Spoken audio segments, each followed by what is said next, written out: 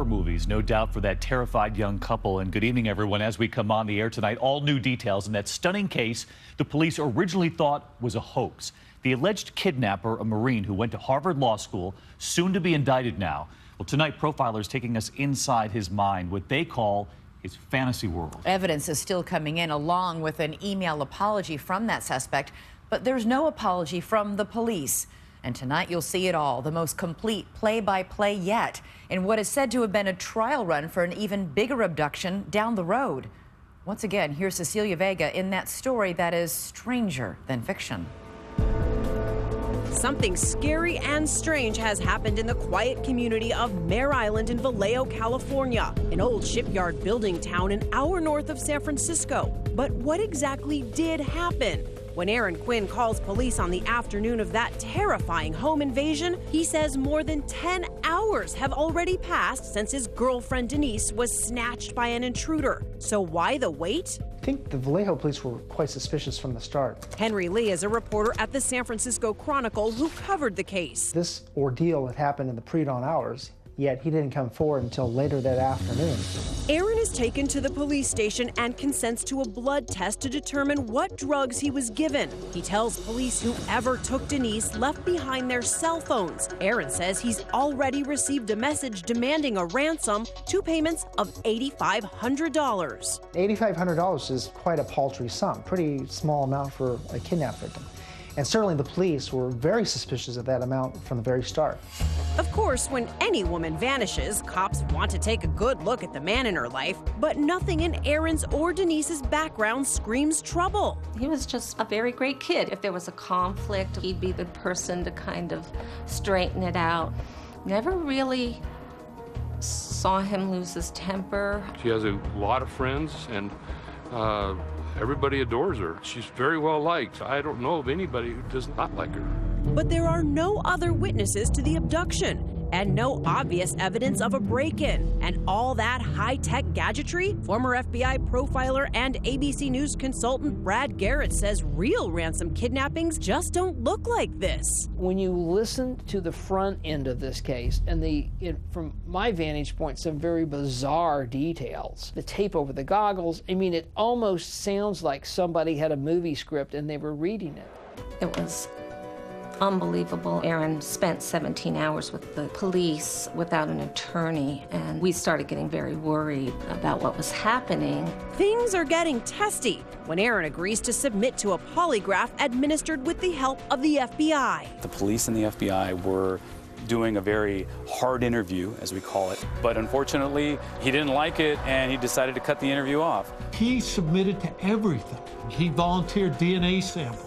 He did everything. They should have started thinking and saying, okay, let's forget about classifying this guy as a dirtbag. Let's start looking at him as a human being.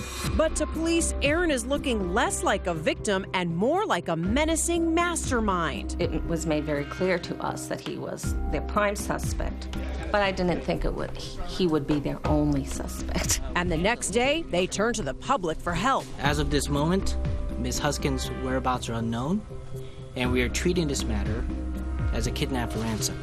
And anyone who has any information about her whereabouts are encouraged to contact the Vallejo Police Department immediately. Denise Huskins vanished from her boyfriend's home on has been kidnapped and is possibly being held for ransom. Who takes people for ransom these days? Just gives me the chills just thinking about it. It's just bizarre. It's kind of a scary thing. I got a family, I've got young kids, I got a wife, so it is kind of scary. With the community on edge, Vallejo police launch a massive search for the missing blonde 29-year-old. Tonight, Denise Huskins is still missing, and police have no suspects. It's like a bad dream, and I can't wake up. You know? Denise's distraught father, who lives 400 miles south in Huntington Beach, California, sends a message to his daughter. Be strong like you always are, because you got the families that...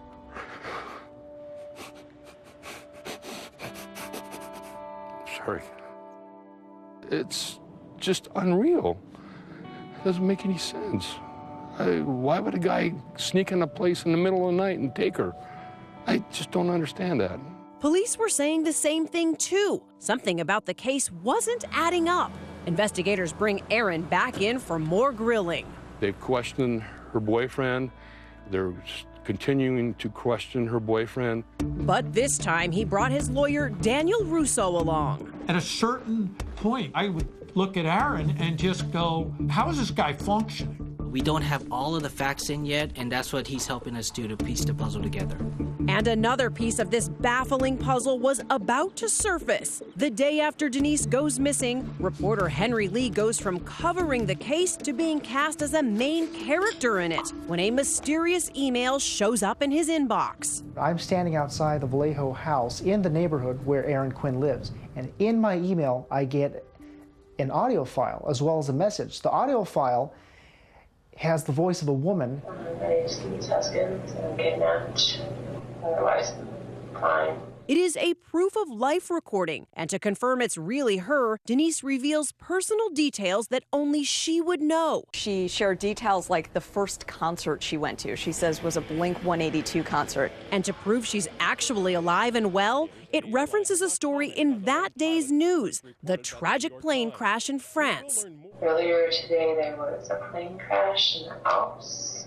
150 people died. You can hear what is her voice, and she says, I'm okay, but it's to give them the impression that, yes, this is really happening, and she's in trouble. But instead of offering proof that Denise is still alive, it only raises more questions about her abduction. She gave a proof of life audio file that the kidnappers emailed to police, in which she doesn't sound distressed at all. That evening, another clue. While the cops had Aaron's phone, he received 2 calls from an unknown number. Police later able to track that number to a disposable phone purchased at Target, with the calls coming from somewhere in South Lake Tahoe. But who was making these calls?